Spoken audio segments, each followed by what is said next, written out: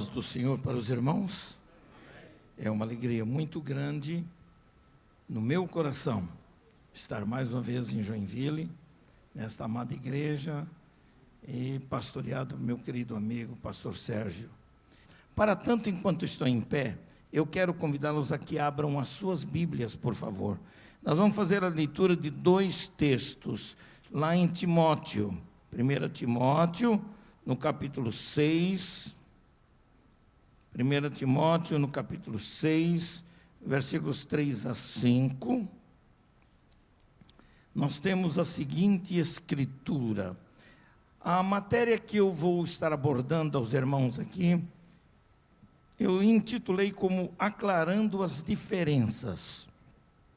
Na verdade, a preocupação com, principalmente o campo das heresias, que tem proliferado sementes daninhas, muito especialmente no seio da nossa igreja.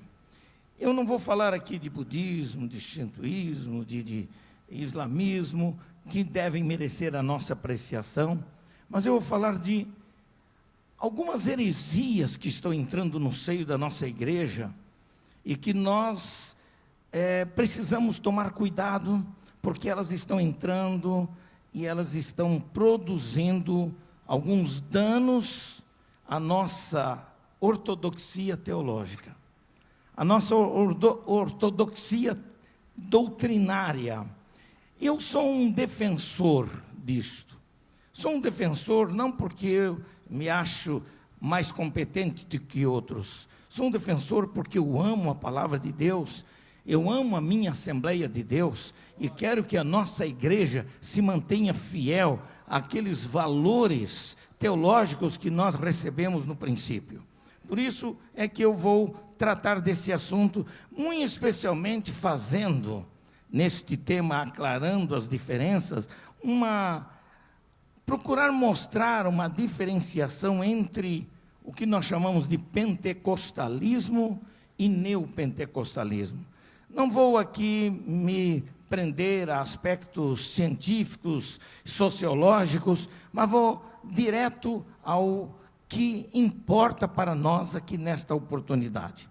Diz assim o texto, 1 Timóteo 6, versículos 3 a 5, diz assim: se alguém ensina alguma outra doutrina, e se não conforma com as sãs palavras de nosso Senhor Jesus Cristo, e com a doutrina que é segundo a piedade, é soberbo e nada sabe, mas delira acerca de questões e contendas de palavras, das quais nascem invejas, porfias, blasfêmias, ruins suspeitas, contendas de homens corruptos de entendimento e privados da verdade, cuidando que a piedade seja causa de ganho. Aparta-te dos tais. Agora, 2 Timóteo, também abram, por favor, no capítulo 4, também nos versículos 3 a 5, a Escritura nos diz assim: porque virá tempo em que não sofrerão a sã doutrina, mas tendo comichão nos ouvidos, amontoarão para si doutores, conforme as suas próprias concupiscências, e desviarão os ouvidos da verdade, voltando às fábulas. Mas tu, sê sóbrio em tudo, sofre as aflições, faze a obra de um evangelista, cumpre o teu ministério. Amém? Podeis assentar, por favor.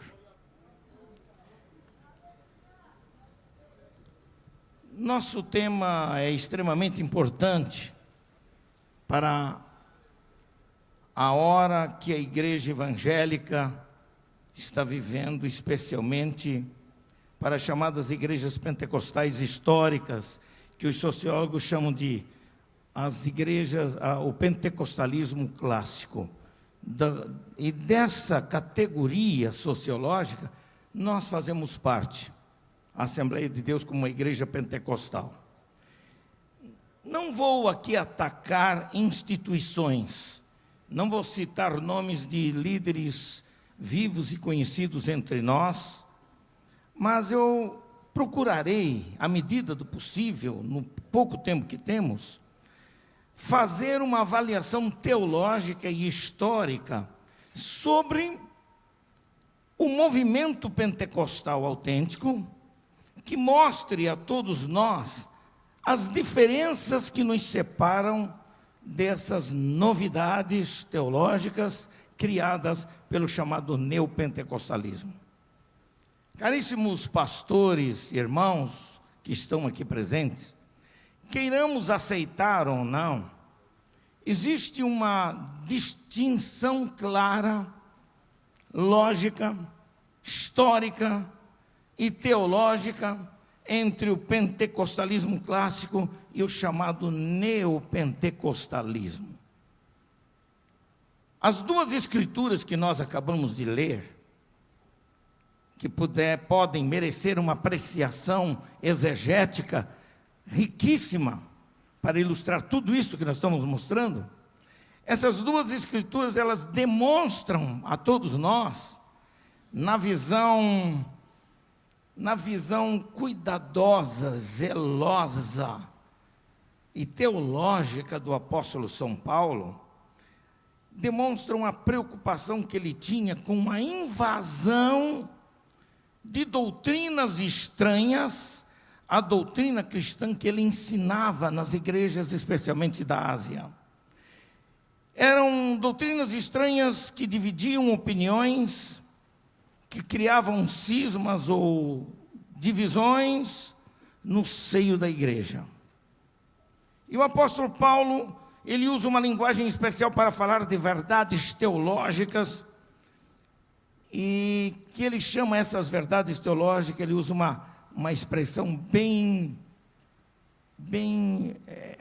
rica na simplicidade das palavras, mas ao mesmo tempo na riqueza que essas palavras contêm. Ele chama de sãs palavras. Outras vezes ele chama de sã doutrina.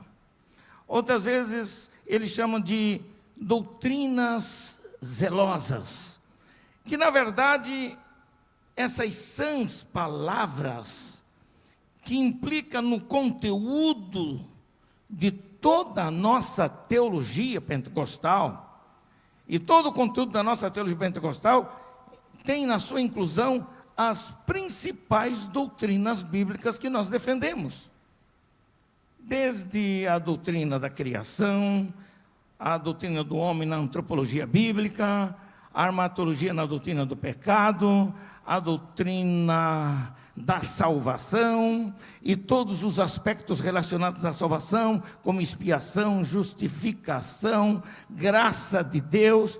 E hoje vocês sabem, nem vou ter tempo para entrar nesse detalhe aqui, a grande preocupação com as ideias relacionadas à doutrina da salvação, sobre predestinação, graça de Deus e outras coisas mais. Não temos tempo para falar disso.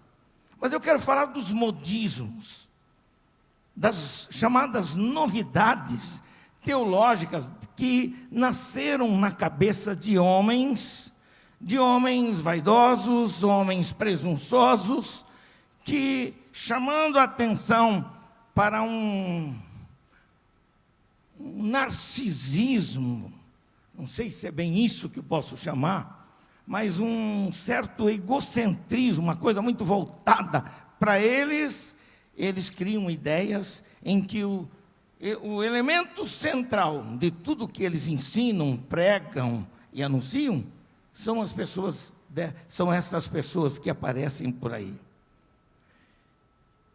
Por outro lado, quando a gente fala de doutrina, de sã doutrina, de sãs palavras, existem os chamados liberais, que têm um medo enorme da palavra doutrina, porque atribuem doutrina apenas a costumes sociais e temporais, que são aqueles elementos que dizem respeito ao nosso comportamento social. E doutrina é muito mais do que isso. Doutrina vai muito além disto. Entretanto, o que Paulo faz?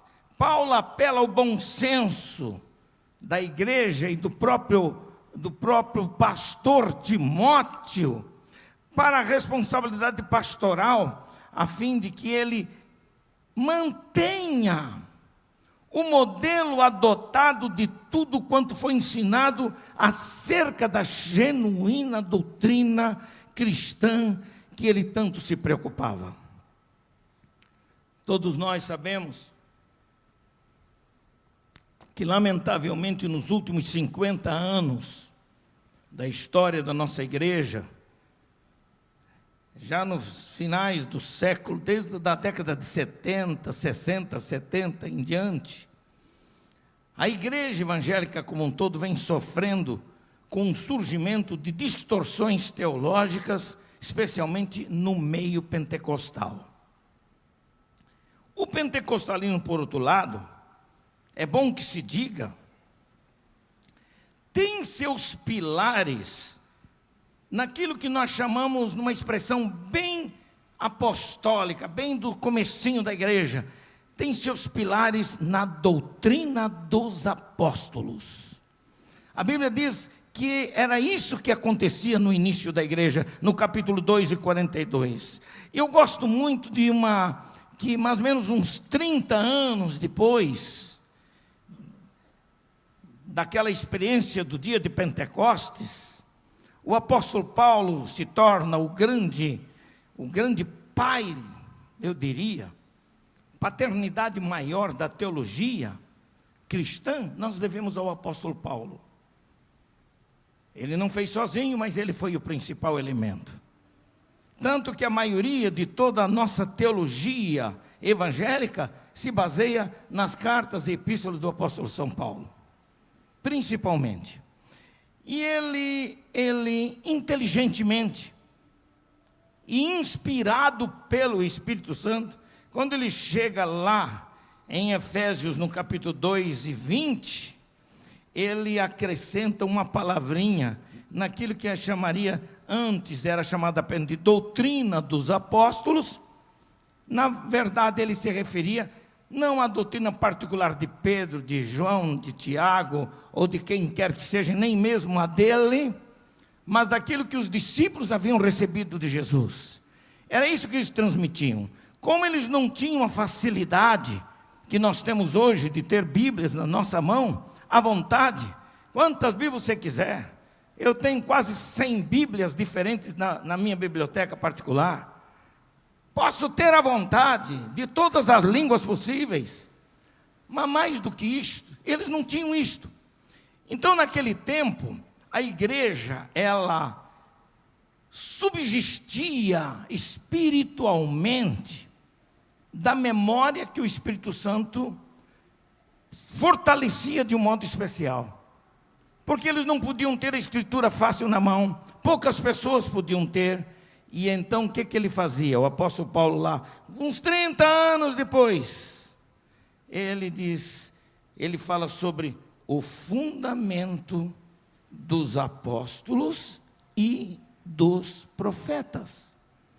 E quando ele falava de profetas, ele não falava do dom carismático da profecia, ou do dom da profecia na vida da igreja, mas ele se referia aos profetas do Velho Testamento, que falavam sobre a pessoa de Jesus, que anunciavam sobre o Messias, que diziam quem era Jesus e que ele haveria. Era a forma de confirmar de que Jesus não foi uma fraude, mas que ele foi uma realidade comprovada, e que os seus discípulos podiam lutar pelo seu nome e morrer pelo seu nome. E isto é maravilhoso. Por isso, o pentecostalismo genuíno é aquele que se identifica especialmente pela ênfase e liberdade às manifestações do Espírito Santo na atualidade, procurando manter os sinais do Pentecostes como um mover contínuo na vida da igreja.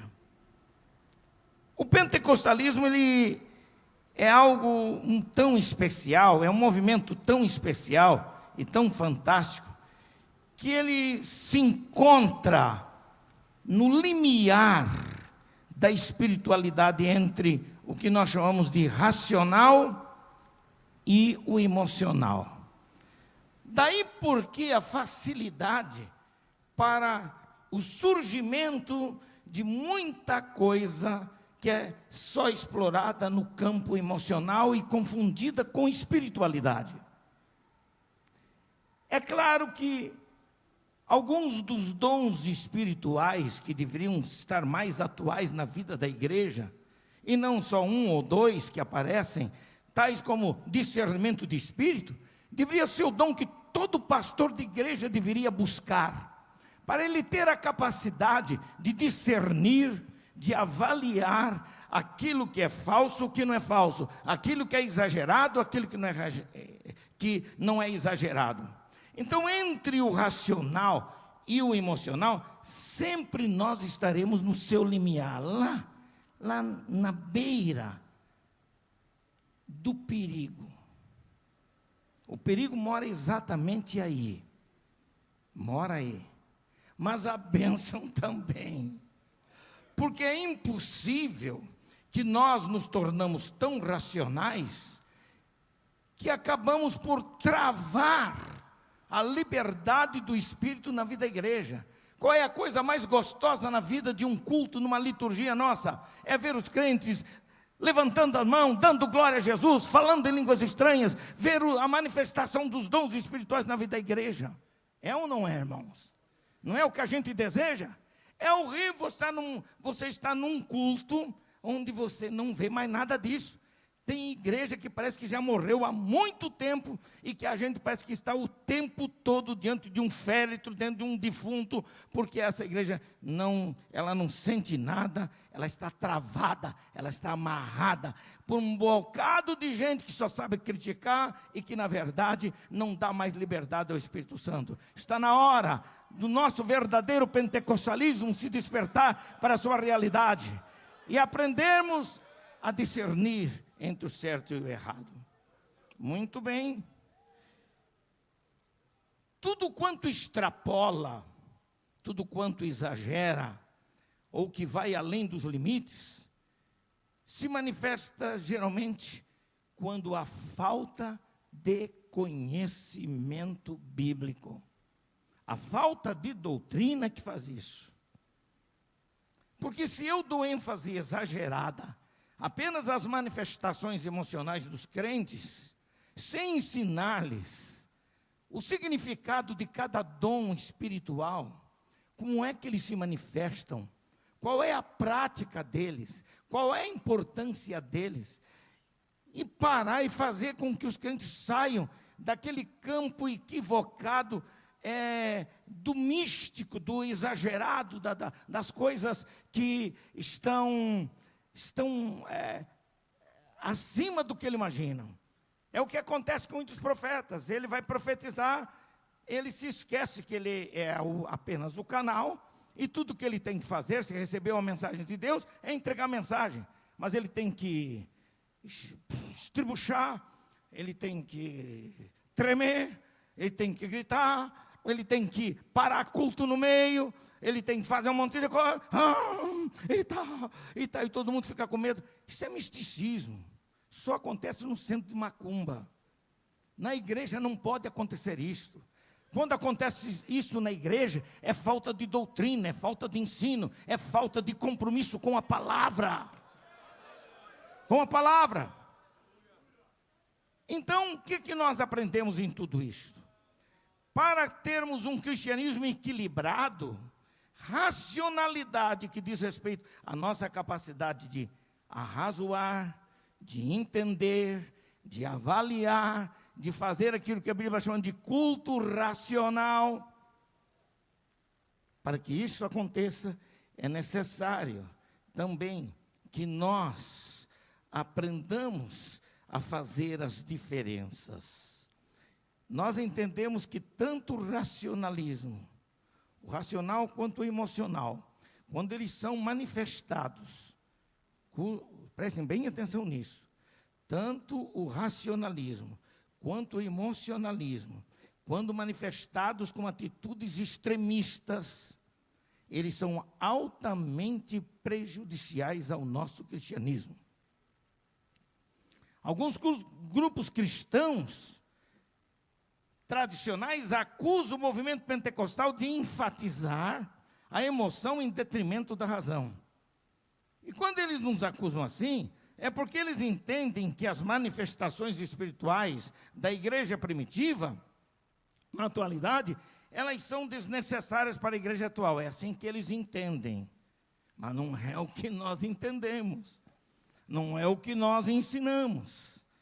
O que nós ensinamos é de que as manifestações do Espírito Santo, elas podem ser atuais, e de que os dons espirituais precisam entrar na atualidade da vida da igreja, e de que o Espírito Santo está na vida da sua igreja, e ele não ficou restrito na história no primeiro século, ele ainda atua na igreja atual, a igreja que se prepara para a vinda de nosso Senhor e Salvador Jesus Cristo.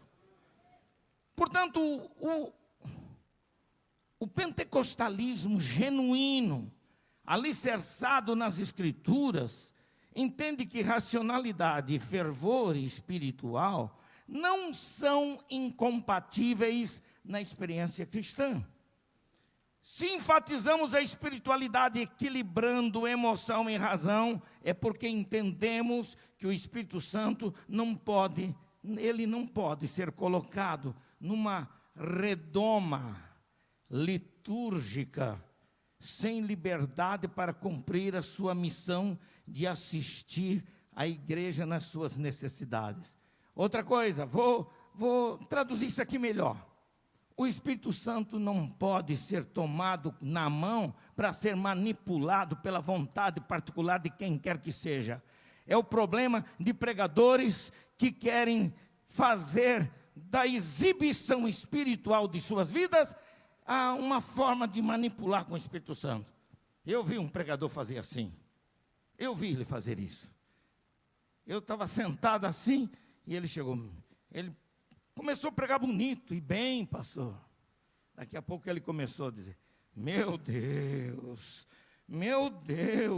a unção chegou aqui, está na minha mão. E começou a perguntar para mim: você quer um pouquinho da minha unção?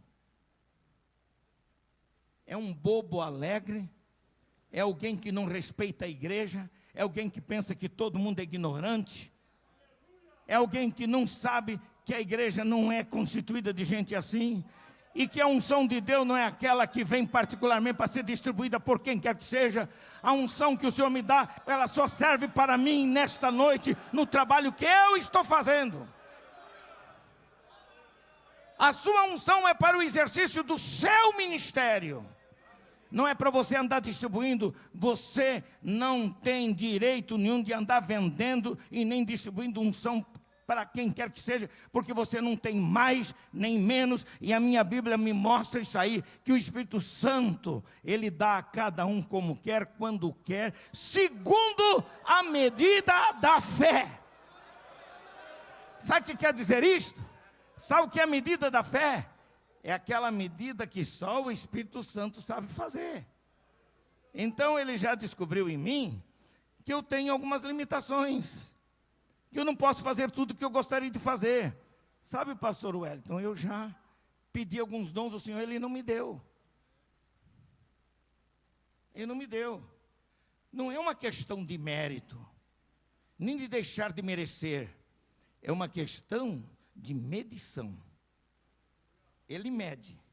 Ele sabe até onde eu posso dar conta do recado naquele dom que Ele me dá. Eu sei que eu tenho dons da parte do Senhor, e eu tenho que zelar por esses dons, mas Ele não vai me dar mais do que eu tenho a condição para dar. Por isso, o dom não é para andar sendo distribuído por aí, à torta e à direito, que eu vou rapidamente dizer mais algumas coisas sobre isto.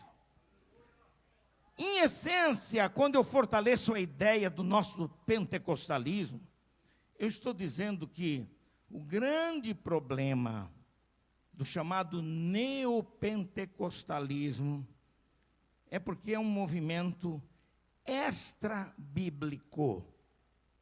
A despeito de parecer com um autêntico pentecostalismo, o neo não é o mesmo pentecostalismo. Não há nada novo no nosso pentecostalismo.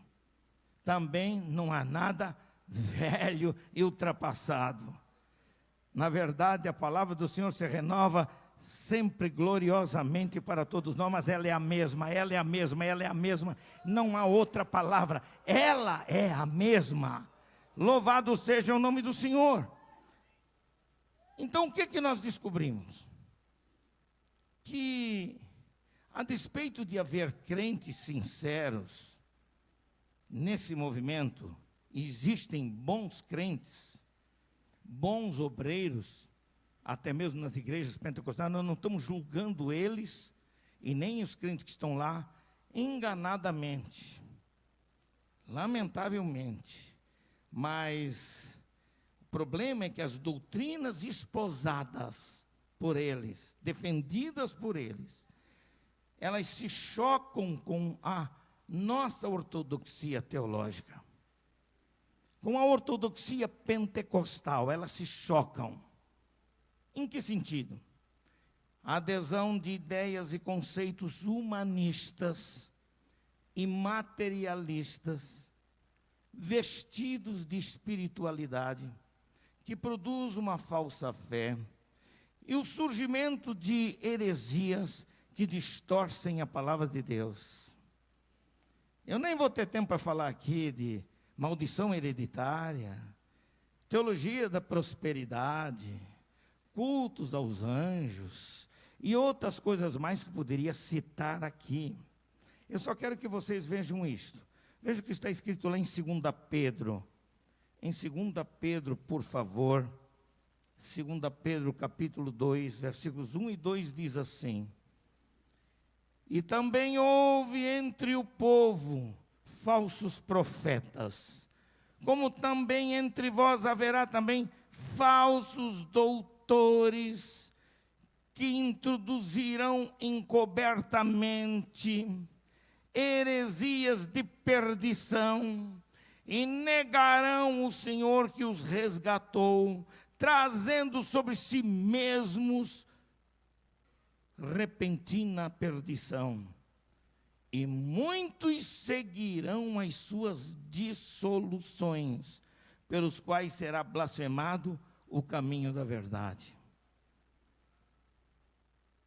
Essas dissoluções da palavra de Deus são elas que propiciam interpretações falazes da doutrina cristã, que adquirem posturas heréticas, que acabam formando algo que eu escrevi há algum tempo para o Mensageiro da Paz, chamado o pseudo-pentecostalismo. Numa linguagem bem simples, não vou entrar nem no aspecto do verdadeiro sentido da palavra pseudo.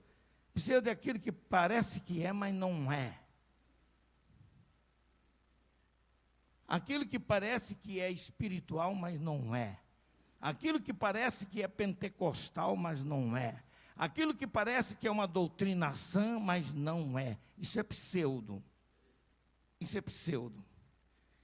E essas doutrinas aparecem por aí, produzindo todo tipo de novidade espiritual. A nossa Assembleia de Deus já passou por algumas situações difíceis no passado, de ter se permitido por uma santa ignorância, se eu posso dizer isto, da palavra, de aceitarmos certas meninices no nosso meio, que não fizeram tanto mal quanto fazem agora. Porque agora o mal que fazem essas meninices é que são meninices conscientes, de pessoas que se dizem reveladoras de verdades de Deus, e eles acabam produzindo estas coisas. Eles se infiltram entre os nossos crentes, e eles trazem em seu bojo posições doutrinárias inaceitáveis à luz da palavra de Deus. Irmãos, os males produzidos por essas heresias são males desastrosos. E as igrejas sérias e comprometidas com a Bíblia precisam, numa escola bíblica como esta, denunciar esses desvios e procurar salvar os crentes sinceros da sedução dessas heresias bonitas, coloridas, com uma estética espiritual fantástica, mas que só produzem dúvidas e contestações. Nós temos que preservar integralmente a palavra de Deus, acima de qualquer simpatia, de qualquer afeição por esses movimentos que ponham em risco a nossa fé.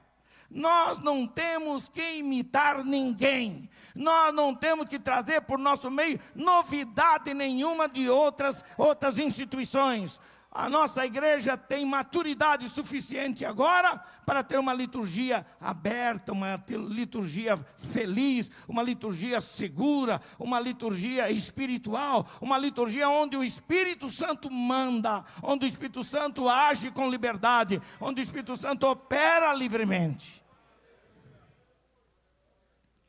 Na verdade, para a gente entender todas essas coisas, existe aí na sua apostila, está aí o que eu chamo de o embrião do neopentecostalismo. Não dá tempo de falar de tudo isso, porque envolve um pouco da história. E essa história, ela serve, sabe para quê? Para mostrar a nós lá na frente qual é a nossa base. O que é que nós cremos? O que é que nós recebemos dos nossos pais na fé? O que é que nós recebemos dos nossos líderes pentecostais? O que é que nós recebemos? Mas é interessante perceber algumas coisas, porque a nossa história ela começa com o movimento pentecostal, no início lá do século XX, nos idos de 1900, e esse movimento pentecostal dos tempos modernos, eles foram advindos, de fato, ele foi advindo dos movimentos espirituais na Europa. Depois expandiu-se para os Estados Unidos da América do Norte, em algumas cidades importantes como Cleveland, Topeka, Chicago, posteriormente em Los Angeles, na Califórnia, exatamente a partir do início do século XX. Em 1903 até 1905, em Los Angeles, Califórnia, o piedoso pastor William Seymour, que era até meio cego de uma vista, feio, desajeitado, mas aquele homem, Deus é especialista em tomar as coisas loucas deste mundo para confundir com as sábias, e Deus tomou aquele feioso para se tornar, na verdade, não o pai do movimento pentecostal, mas alguém que teve a coragem de superar até mesmo algumas dificuldades de discriminação racial e outras coisas mais, porque ele aderiu e abriu as portas de uma igreja velha, de um prédio velho lá em Los Angeles, sabe para quê? Para dar liberdade ao Espírito Santo operar na vida dos crentes, e Deus usou aquele homem para curar os enfermos, para orar para as pessoas receberem um batismo com o Espírito Santo, e isto aconteceu. Sinais e prodígios aconteciam maravilhosamente. E a ênfase dada à manifestação do Espírito Santo, através dos dons e das línguas espirituais, foram de fato uma marca do pentecostalismo que se iniciava no mundo ali no começo do século XX. Outra coisa interessante, o ensino sistemático da palavra de Deus dava consistência ao movimento do Espírito na vida dessas igrejas formadas com a abertura à ação livre do Espírito Santo. E as principais doutrinas bíblicas, elas eram ensinadas e elas eram contextualizadas na vida daqueles crentes desejosos por uma vida cristã plena, piedosa, cheia do Espírito Santo, sob a égide do Espírito Santo. A partir de então, é que se iniciou o que eu chamaria de a construção da teologia pentecostal, que não teve a intenção de reunir um grupo de teólogos para se construir o pensamento doutrinário da Assembleia de Deus, especialmente, e do movimento pentecostal. Não. A coisa ficou bem livre, bem solta. Essa construção, ela foi acontecendo, sem dúvida, com a direção do Espírito Santo na vida dos nossos primeiros líderes, alguns vindos lá da Europa, outros dos Estados Unidos, e Deus levantou homens e mulheres aqui no nosso país, que eles começaram a tomar consciência dos pontos capitais das doutrinas cristãs. E a construção começou a ser trabalhada. Por isso o que eu quero dizer, não tem tempo para entrar em detalhes aqui, a doutrina pentecostal ela não foi inventada, nem foi modificada com experiências místicas, nem dependeu de emoções fortes dos líderes cristãos, inconformados, especialmente lá no final do século XIX, com o engessamento teológico da igreja romana e da igreja anglicana, nos séculos XV ao XVII. Pelo contrário, a igreja do Senhor, fez despertar naqueles dias, em grupos específicos, a essência da doutrina dos apóstolos e profetas na sua totalidade. Homens como Wesley conseguiu, com mais alguns outros cristãos, ele conseguiu resgatar a singeleza e a pureza dessas grandes doutrinas bíblicas, que até então vinham mutiladas por um cristianismo que generalizou-se numa teologia humanista e política, que era o caso da igreja romana. Aquela igreja, a romana, especialmente, já dividida politicamente e eclesiasticamente, parece ter dispensado o Espírito Santo do seu papel de paráclito e passou a ser dominado por um clericalismo antibíblico. Eu tenho medo do que está acontecendo por aí ultimamente. Parece que essa doencinha, esse vírus do clericalismo eclesiástico que adoeceu e que acabou com a igreja romana e a fez perder o rumo, parece que está começando a querer entrar. Mas ainda estamos em tempo suficiente para dizermos um não a isto, de voltarmos e resgatarmos as origens da nossa igreja na palavra de Deus. Aleluia, aleluia, aleluia, aleluia. Sei que algumas verdades que estou dizendo são duras e difíceis, mas eu estou tentando mostrar essas diferenças. E quando a gente fala de pentecostalismo, esse é o termo que define o movimento pentecostal como uma organização eclesiástica. E é um termo novo na história do cristianismo. É interessante que a sua designação inicial de Pentecostes ou pentecostal tinha um caráter zombeteiro. Se faziam sátiras acerca dos movimentos de oração de Wesley e de outros que tentavam resgatar as origens do Pentecostes. Aqueles pentecostes, aqueles pentecostais.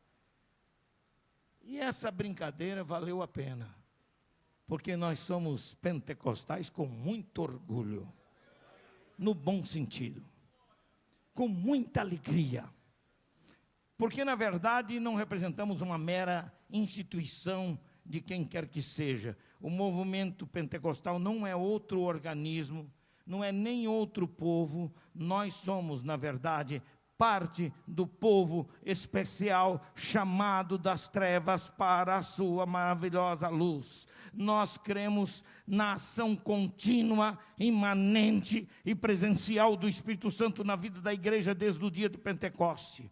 E é bom que se diga que na pluralidade coletiva de igrejas evangélicas nos dias atuais. O pentecostalismo genuíno expresso nas suas igrejas exatamente a continuidade do movimento do Espírito e enfatiza a ação do Espírito Santo nos moldes do Novo Testamento.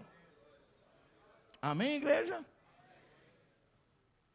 É um mover do Espírito na vida da igreja que será capaz de tirá-la do engessamento eclesiástico. Os fundamentos do pentecostalismo não foram construídos com ideias isoladas de espiritualidade particular de quem quer que seja.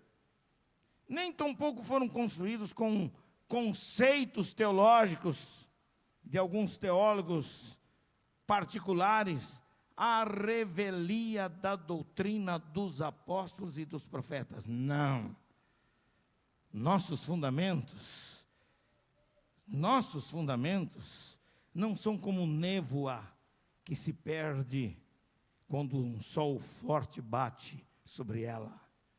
Nossos fundamentos têm sua base, têm solidez, têm peso, têm consistência. E a consistência dos nossos fundamentos está na forma como esses fundamentos foram construídos.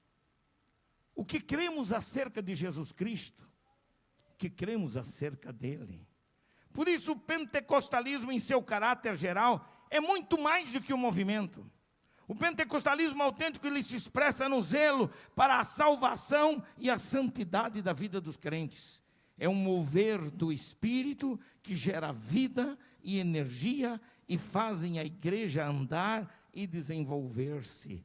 Amém, irmãos? A ênfase dada aos dons espirituais e a sua manifestação visível pareceu inicialmente para algumas igrejas históricas, daquelas que vieram do protestantismo e teve o seu caráter positivo, mas elas se travaram, se fecharam. Inicialmente essa ênfase aos dons espirituais pareceu para eles um movimento herético. Só que Deus levantou líderes no seio dessas igrejas para reavivarem o movimento. Foi o que aconteceu no dia de Pentecostes, como um movimento contínuo, necessário, que não pode parar no tempo. Caríssimos irmãos, então, o que é que devemos entender? Que o movimento pentecostal nunca foi um movimento à parte, segregado, discriminador, mas foi e é ainda um movimento do Espírito dentro da igreja de Cristo. Não é uma nova doutrina, nem tem qualquer inovação que extrapole as doutrinas básicas do cristianismo. Não.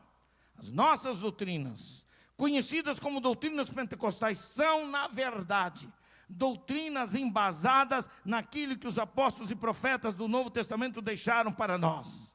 O fundamento desse movimento está na pessoa de Jesus Cristo e na sua essência. É por Ele que nós vivemos, louvado seja o nome do Senhor. E para terminar as minhas palavras, é bom que nós não confundamos o movimento pentecostal com falsos movimentos espirituais, geralmente feitos e construídos por homens insensatos, daqueles que constroem a sua vida sobre areia, ou constrói esse movimento sobre areia, isto é, movimento sem estrutura bíblica, sem estrutura teológica, sem consistência alguma. Quando a Bíblia fala de homens insensatos, está falando daquelas pessoas que formam grupos e burlam e modificam as doutrinas bíblicas ao seu bel prazer. Eles criam outras doutrinas, é o que nós tivemos conselho de Paulo, para que não se deixasse formação de outras doutrinas, que são identificadas na Bíblia como doutrinas de homens, que ferem frontalmente os ensinos deixados por Jesus e pelos apóstolos. Eu diria que o movimento pentecostal é mais ou menos com o mover e o correr dos rios de água viva. Dos rios de água viva. E este correr das águas dos rios de água viva diz respeito àquele curso. Sabe qual é o curso do mover do Espírito, lá em João 7, quando Jesus fala e convida para que quem tem sede venha a mim e beba? Jesus era a razão. O veio d'água começa nele. O veio deste rio começa nele. A fonte é nele, não é no pastor fulano de tal, não é no teólogo tal. O veio da Assembleia de Deus também não é Gunnar Wing nem Daniel Berg. O veio do movimento pentecostal é o Senhor Jesus Cristo. E o que é que ele fez? Ele faz com que este veio produza águas que precisam correr, que precisam ter um curso para alcançar seus objetivos. Águas vivas são águas correntes, e essas águas vivas, é bom que se diga que as águas do Espírito, elas não se espalham como uma enchente, e nem se perdem por aí, elas têm um curso, e o curso dos rios de água viva são a palavra de Deus, a Bíblia Sagrada. Aleluia. Se alguém crê em mim, como diz o que, irmãos? A Escritura. Não é como diz o pastor Elienay, não é como diz o pastor fulano de tal, não é como diz o teólogo tal, mas é como diz a Escritura. É aqui a base, aqui é o canal, aqui é a bênção. O rio passa por aqui, ele corre por aqui, e nós louvamos a Deus em nome de Jesus. Muito obrigado.